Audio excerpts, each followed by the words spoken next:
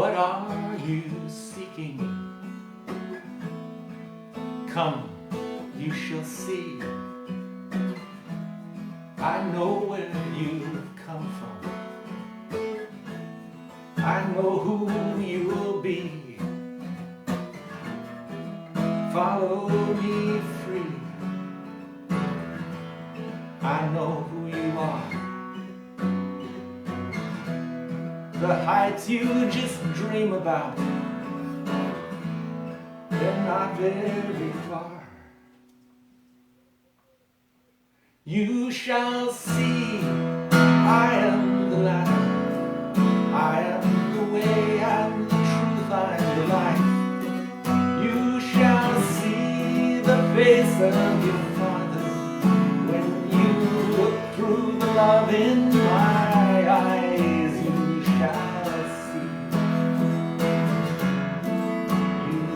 shall see, you shall see.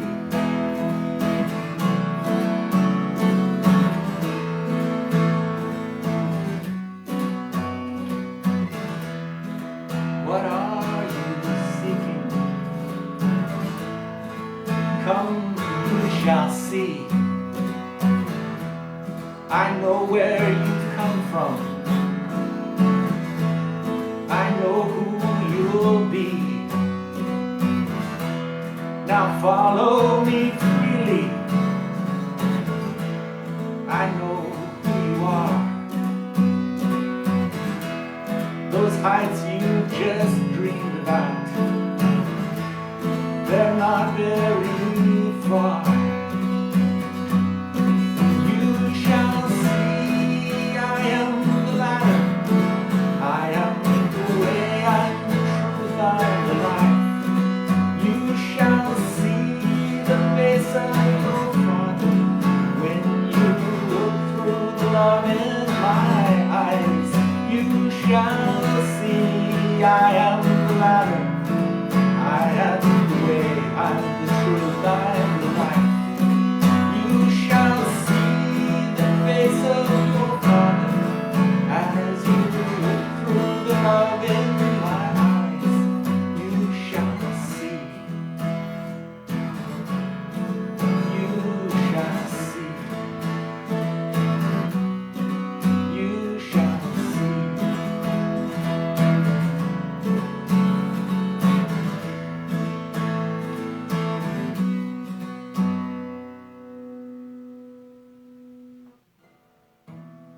Lord, help us to see. Help us to see. In Jesus' name. Yeah.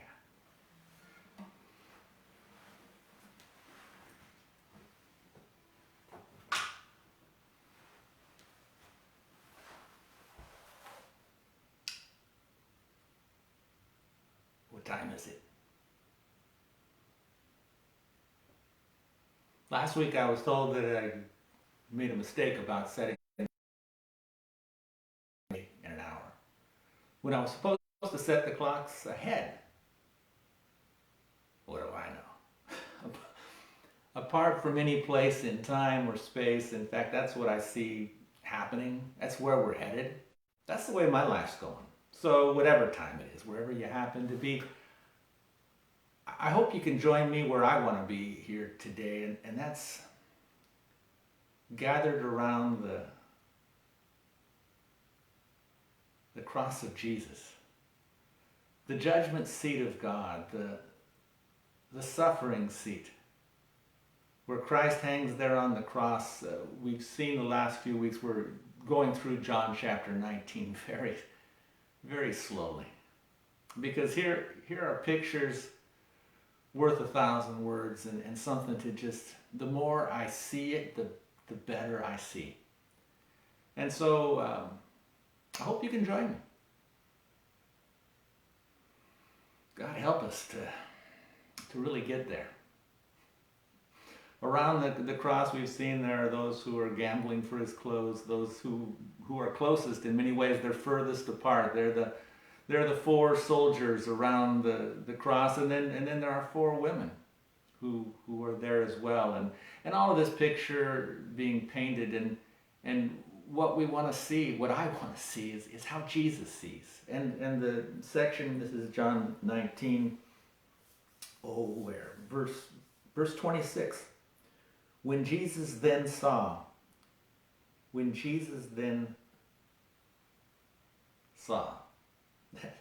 that's really kind of the focus. What did he see? When Jesus then saw his mother and the disciple whom he loved standing nearby, he said to his mother, "Woman, see your son." And then he said to that disciple, "See your mother." And from that hour the disciple took her into his own household, his own heart, his own life in a new way. It's that section, but especially that sentence, that phrase, "Then Jesus saw." Because the more that I see how he saw and how he sees, well, it says here that he sees the disciple whom he loves standing nearby. I believe that's still so. All of his beloved ones, you, me, he sees us gathered together, standing nearby, and looking to him, and trying to see how he sees as he looks past his problems, as he looks past those who are stealing his stuff right there at the foot of the cross, look past those who are causing the pain, forgiving them, for forgetting about that for the moment, and looking out and above beyond those things, the suffering and the pain and those who are inflicting it, and instead looking out to those who are in pain and who are suffering. And he sees the beloved mother and the beloved disciple, and he's encouraging them to see something. And it's that way of looking at things.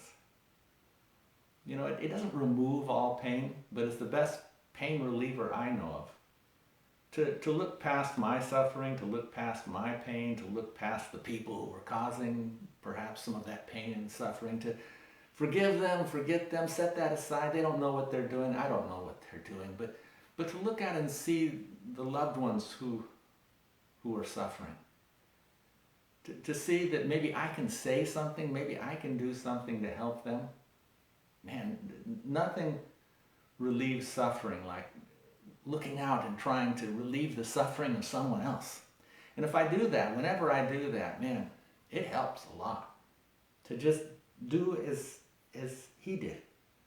To look out there and see the loved ones and point them to each other and encourage them to see that they are family, that life is not lost, that it's beginning again in many ways. And you know, it's in all of that. It's in all of our efforts to relieve suffering somewhere else that our own suffering is relieved. And that's what Jesus did. And what an example. We were told in chapter 1, as far as what Jesus sees, he himself is light. He said later, "I'm the light of the world." And chapter 1 said that the light shines in the darkness. And the darkness can't comprehend, but the darkness doesn't overwhelm either. You know, he shines in the darkness, and yet it's still dark. And who sees? It's those who love him most, and those who are nearby, and they see something. And really, isn't that the whole picture? That's why I picked the song that sang just a few minutes ago from chapter 1.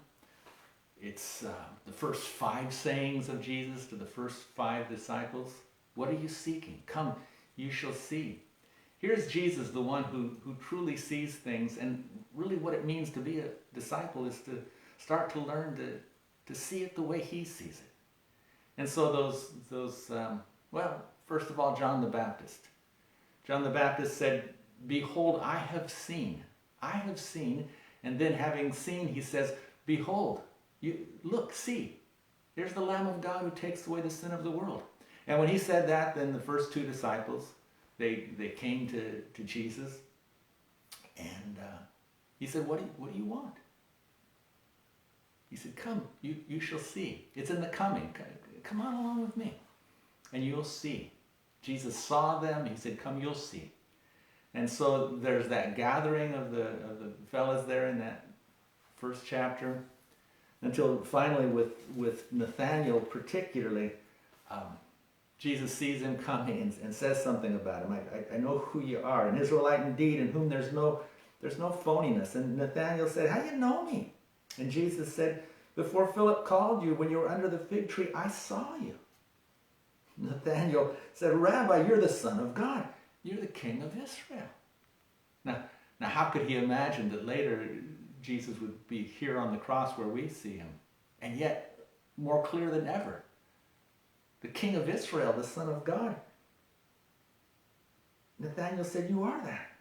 Based on what? Because Jesus saw him under the fig tree. Because Jesus saw him in the midst of a dream, his life dream that he was having. And Nathanael's so impressed, but Jesus answered and said to him, because I said to you that I saw you under the fig tree, do you believe? You shall see greater things than these. And then he said to him, actually he said to all of them, truly I say to all of you, you shall see the heavens opened, and the angels of God, the messengers of God, ascending and descending on the Son of Man. That's what he promised that they would see. And so when I look here at the cross, when I consider it, I see that wooden cross like a wooden ladder. The wooden ladder that Jacob saw. That bridge between heaven and earth.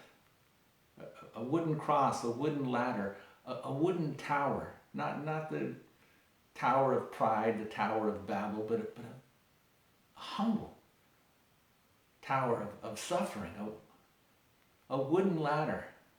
A place from which one can see, where connection can be connected, where the messengers and the messages of God go back and forth from heaven to earth. That's the picture I get here. The wooden cross, the wooden ladder, the lonely wooden tower where Jesus now hangs, the judgment seat of God, the judgment seat of suffering. It's all of that's the idea. That's the picture in my mind. And that's where Jesus hangs here. So it's a lonely wooden tower. It's a place where suffering is seen, but more importantly, it's a place where suffering sees. From that place, he sees the needs of others, and then he encourages them. See how those needs are being met. That's true vision.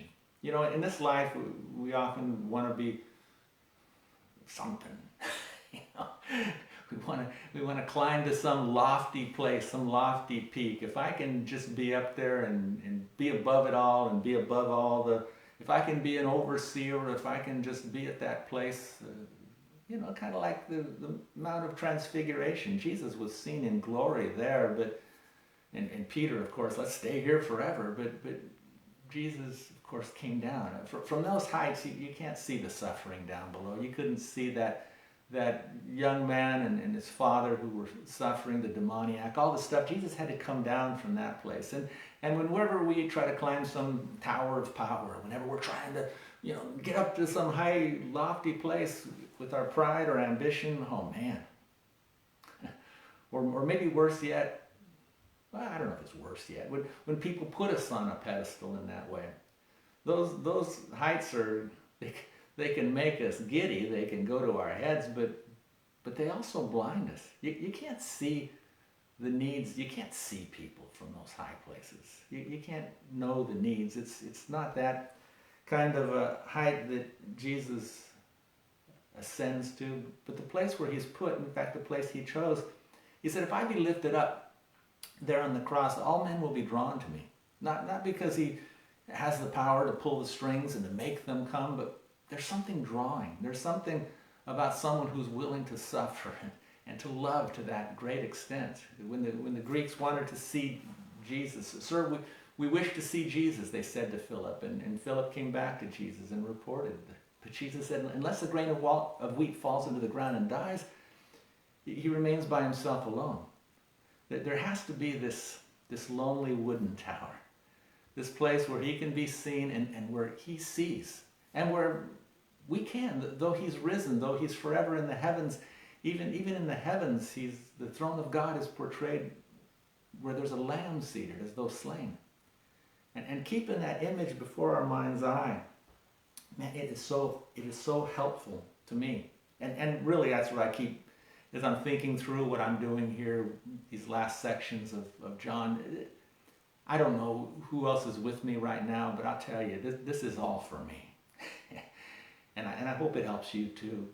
But to keep that picture in mind. Not the high places that are blinding, but the places often of humility and suffering where if we don't focus on our own suffering and pain, we can actually see the pain and suffering and needs of others. We can say something, we can pray, we're put in a position where we might be able to help, and that's what Jesus does. As I see him there on that lonely wooden tower, that wooden cross, that wooden ladder, I see someone who really sees. And what does he see? Well, what did he say? 3 things before the plunge, before he goes into the darkness. And then on the other side, 4 things. But on this side, in that place of conscious suffering before he went into those dark, dark hours, he says, first of all, Father, forgive them. They don't know what they're doing. He says, secondly, to the one who wants it, who wants to be remembered, today you'll be with me in paradise. And then he says to his beloved mother, his beloved disciple, he says to his loved ones, see the loved ones that are around you. Look and see them. And those are the things that he says, because those are the things that he sees. He sees his loved ones who see him suffering. He's concerned for them. Who suffers most? How do you measure that? But Jesus has the strength. Jesus has the realization. For the joy set before him, he endured the cross. But he looks out at his mom, at his beloved disciple. How terrible the pain and the suffering. They don't have the same hope and encouragement he has inside of him. And so he tries to help them see that this isn't the end. The family's not destroyed. It's being formed. It's being forged in many ways. So, woman, see your son. Son, see your mother. These are the things he sees, and he's trying to help them to see those things. That's a phrase Jesus saw. It's just the first 4 words of the first sentence we look at today, but throughout the Gospel of John, it's a phrase that's woven throughout. It's in pivotal places. It presents the good news. When all the troubles began back in chapter 5, it's the angst and hatred and anger that comes back at him because he did it on a Sabbath. But it begins there when Jesus saw the paralytic. And then a little bit later in chapter 9, it says when Jesus saw suffering, the vision of Jesus is the provision of God. It's that old, again, back to Genesis. It's Jehovah Jireh. It's God sees. God will provide. God sees. God will provide himself a lamb for the offering, is what was told unto Abraham, what he told his beloved son. God will provide himself the lamb. So here's Jesus. And he's saying to those whom he loves, he says it to me, behold, beyond your pain, beyond those who cause the pain, beyond your suffering, beyond those who are unfairly treating you or taking away the things that belong to you, beyond all of this, there's something else to see. Look up, see all of that. Beyond all of that, beyond the apparent separation and loss, and beyond death itself, behold, something beyond. Beyond all of that, there's family and life and love, and it goes on forever. Behold, see that. See it. Get the idea. In fact, the Greek word here to see is the idea. It's not necessarily seeing with your eyes, but get the idea. I just talk too much. It doesn't help. But what do you see? John the Baptist said, behold the Lamb. Pontius Pilate said, behold the man. Behold the lifeline, the connection. It's forever. It's forever. I'm connected. I may not feel connected. I may feel like I've lost my connection. Sometimes in prayer it feels like it goes nowhere, but it's not true. I'm connected. All the loved ones, all who wanted, we're connected. It's a lifeline. It's a spinal cord. It's a nerve center that can't be severed. And I can't see it. I can't see that cord, but I can see through it. I can see by it. You know, it's true of my own spinal cord or my brain or my eyes. I can't see them, but I can see through them. I can't see my faith, but by faith I can see. So just looking at Jesus here and what he suffered, I'm convinced that none of that was in vain. And it all serves the purpose to assure me that my life connection with everlasting life, it can never be severed. And I have family, and I have loved ones, and I need to just look beyond the pain and the suffering and see them. Behold, look, see. I see this ladder, this tower, and from it I can see what Jesus saw.